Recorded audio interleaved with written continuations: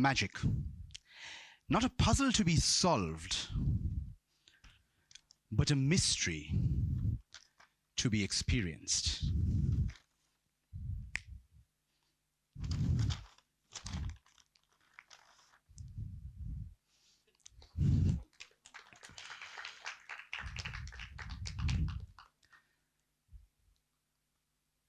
I know what you're thinking.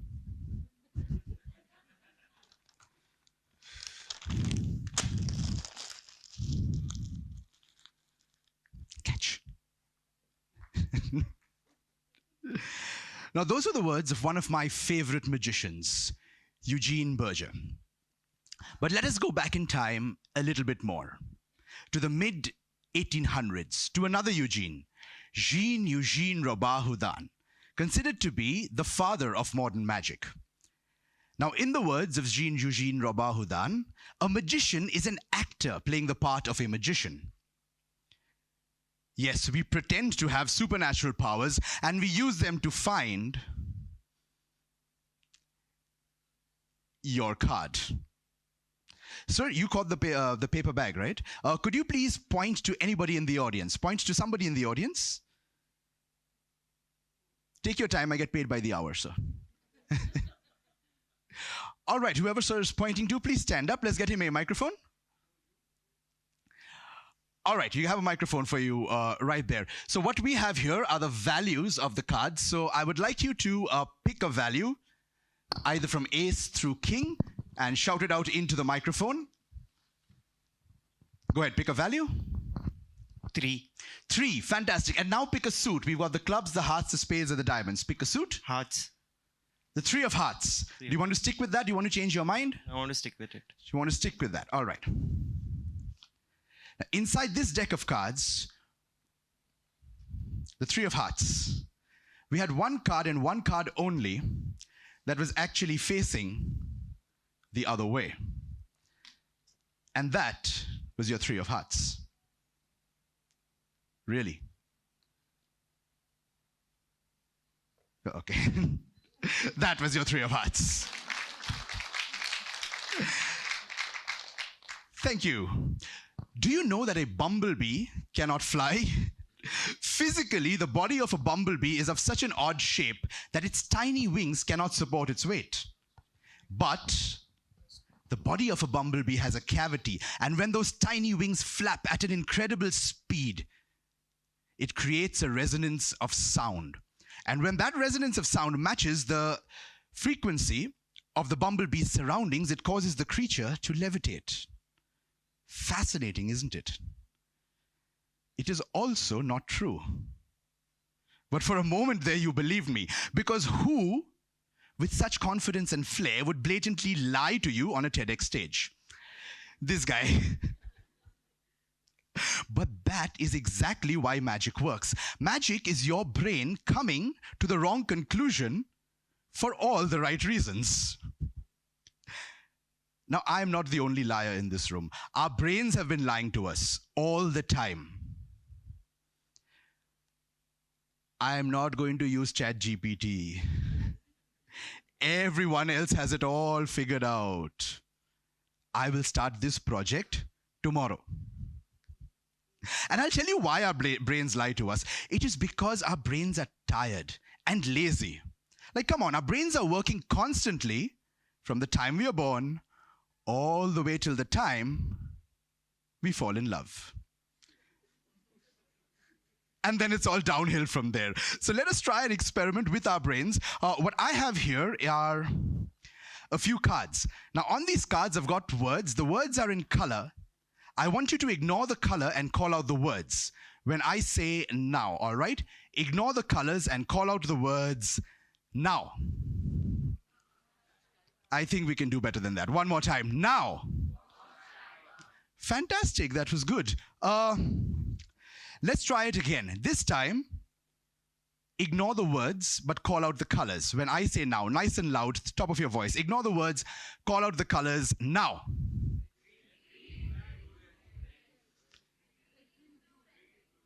Okay, confusing. Let's try that one more time. Ignore the words and call out the colors now. Yeah, exactly. You see, it's confusing, isn't it? Even though our brains knew exactly what to do, yeah, exactly what to do, it just could not do it. Let's try another experiment. This has got to do with timing. Everyone put your hands in the air. Put your hands up in the air. And when I say now, put them back down again, all right?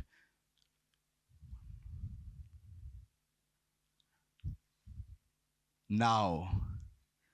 But have a look at it. A lot of you put it down because you just followed what I did. Time for some magic. How many of you have heard of the Great Indian Rope Trick? Okay, Great Indian Rope Trick. Yeah, you can raise your hands. I'm not going to trick you again. Okay, well, this is not the one that you've heard of. It goes like this. I am a great Indian. I have a few pieces of rope, and we are going to do a trick with it. We've got 3 pieces of rope, to be precise. First, we have the long piece of rope. We've got the long piece of rope. Sir, would you mind examining that? I'm going to throw that out to you. Would you mind examining that? Give it a nice tug. Make sure it doesn't stretch. If you push it at the other ends, it does not contract. We've got the medium piece of rope. I would like you to examine that. Go ahead, catch that, and give it a nice pull. And we've got the short piece of rope. How about you? You could go ahead, grab that, examine that, all right? If you're happy with the ropes, give the audience a thumbs up. Are you happy with the ropes? Okay, throw that to me. Thank you. That's the long piece of rope. Throw that to me. When I count to 3... That's all right. Nothing. All right, and we've got the medium piece of rope. You can pass that to me. Lovely.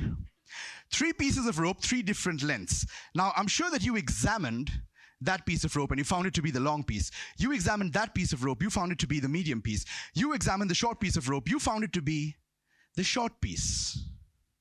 But what if that was all a deception and all 3 were the same length all along? You see, that was the long piece of rope, that was the medium piece of rope, that was the short piece of rope. I will tell you how this is done. Thank you, thank you. Thank you. I will tell you how this is done. I cheat. You cannot follow 3 ropes with only 2 eyes. Hence, I have 4 of them. We're only going to use 2 pieces of rope for this. Sorry. Sore throat has really been acting up. All right, we're only going to use 2 pieces of rope for that. That's 1 piece of rope. That's the other piece of rope. Lovely lady in the front row, could you fly a kiss at the ropes, please? That was extremely sweet. At the ropes, please. Not yet. A rope, David rope. Yeah, at the ropes. And with the power of her kiss, wow. You always give such magical kisses, right? Swipe. All right. All right, we all know that a rope has got 2 ends and 1 middle. 2 ends and 1 middle. Watch as the ends and the middle change places. It happens on the count of 3. 1, 2, 3. Well, I didn't say I would use magic. But, you know, being a magician, all of you assumed I would do that. But if I really use magic, you would see that the ends of the rope would go there, the middle would go there, and with a snap, they would actually change places. Thank you. You know, whenever I do that, people think it's way too fast. People think it's way too fast. So we are going to do this in slow motion. In slow motion. No,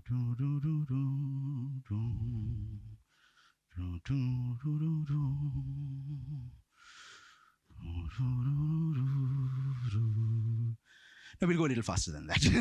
Watch the ends over here, the middle over here, but they're going to travel from this side to this side in slow motion. Watch very carefully in slow motion. Whoop. You see that? In slow motion from one side to the other. But you know, it's not the ends of the rope that is a problem, it is always the middle. Sir, would you mind stepping up over here for a moment? And hold on to the ends. with both your hands. And no matter what you do, do not let go of the ends. Hold on to the ends. Do not let them go. I think... Okay, it looks like you've pulled the ends right off the rope. So now you've got... she wants to have a look. You can show that to them. So now, I've got a rope with no ends. You've got two ends with no rope. Say stop somewhere. Say stop. Here. All right, you can hand the ends to me. And we are going to take the ends exactly where you said stop. Watch extremely closely. We are going to wind the ends right there. And this time we do not use magic. We use centrifugal force to cause the fibers of the ends to blend back into the loop.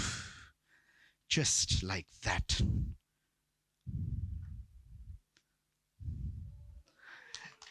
Just like that. The thing is, you could do that anywhere. You can pull that off over there. You have that. Wherever you wish, you can put them back like magic. Thank you. Give him a great big round of applause. We are going to try a classic of magic. A classic of magic. What I have here is a pair of fingers. We're going to take the fingers to cut the ropes. Just like that. To put it back together, we use hair gel and it goes back together again.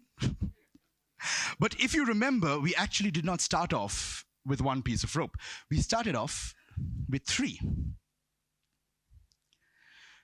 We started off with three pieces of rope. We had the long piece of rope that you examined. We had the medium piece of rope that you examined. And we had the short piece of rope that you examined. Watch as we break the illusion on the count of three. 1, 2, 3. That's the short piece of rope. That's the medium piece of rope. That's the long piece of rope. That is a great Indian rope trick. Thank you. Thank you. Thank you so much. Thank you.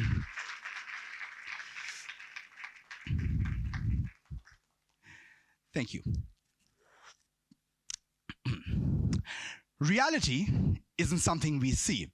It is something we perceive. Sight is information. Perception gives it meaning. All of us just saw that rope routine. Some of us would say that was sleight of hand. Some of us would say, it was just a trick. But some of us would say that was impossible. Exact same experience, but different perceptions. Magic does not happen in my hands. It happens in your mind. Our brain is always filling in the missing links. It's making assumptions. It's editing. It's predicting. And that tiny little space between what actually happened and what you think happened, that is where magic lies.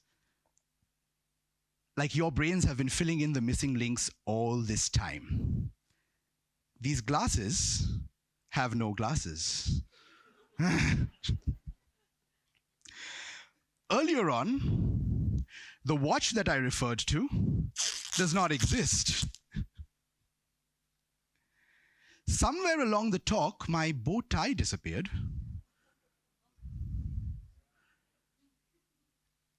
And my cup, well, that has been upside down the entire time.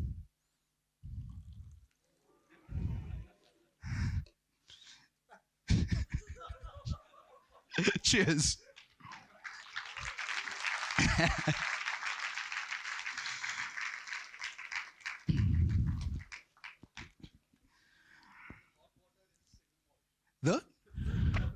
Shh, it's TED. We're not allowed to do that. But here's the real deal. This does not just apply to magic. It applies to life. Two people can have the exact same moment, can live the exact same moment. You know, the same conversations, the same words, the same setbacks, the same opportunities, but walk away with two completely different realities. I'm sure we've all seen this meme. Became quite popular recently. Well, some see failures, others see feedback. Some see rejection, others see redirection. Time for philosophical talk. Look at it this way. every time that we have to make a difficult conversation, or maybe if we didn't fare well in a test, or we took a risk but it didn't quite work out, is that proof that we are not enough? Or is that proof that we are growing?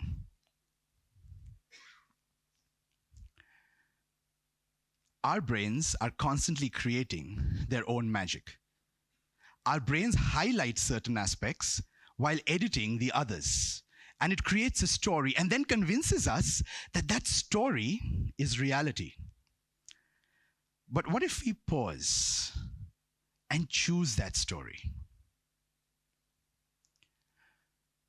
What if we realize that the biggest illusion that we can break is the ones that we tell ourselves? Because when we realize that reality is actually filtered through our perception, we gain something extraordinary: the power to rewrite the story. And when we realize that when we realize that reality is not constructed,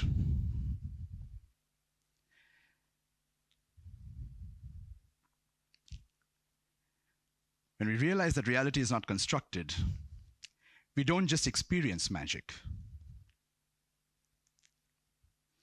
We can choose to become the magician. Thank you so much.